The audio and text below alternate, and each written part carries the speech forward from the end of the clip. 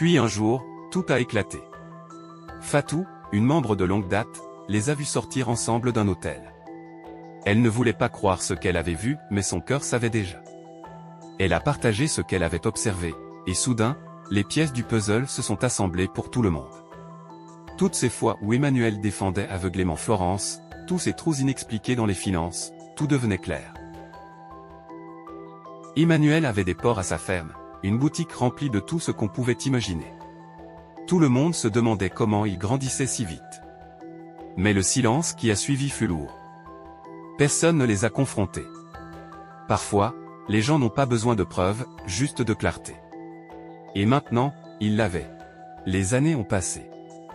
Puis un jour, sans prévenir, Emmanuel est allé voir Candy, une autre membre de longue date, et ressemblait à un fantôme. Ses yeux étaient enfoncés. Sa peau, pâle. Le poids qu'il portait n'était pas que physique. Il s'est assis et lui a dit des mots que personne n'attendait. J'étais avec Florence. Nous étions ensemble, je croyais contrôler mais elle m'a tout pris. Candy était stupéfaite. Pas parce que c'était une nouvelle, mais parce que, pour une fois, la vérité était sortie de sa bouche. Il lui a raconté comment ses entreprises s'étaient effondrées. Sa ferme perdue. Sa santé déclinante. Ses nuits tourmentées. Son esprit, brisé. Elle m'a vidé. Murmura-t-il.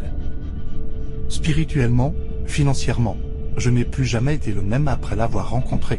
Encore sous le choc, Candy a appelé Araxan, une autre sœur de l'organisation, pour qu'elle entende elle-même cette révélation.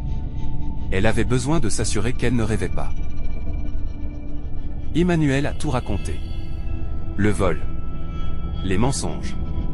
La liaison. Les conséquences spirituelles.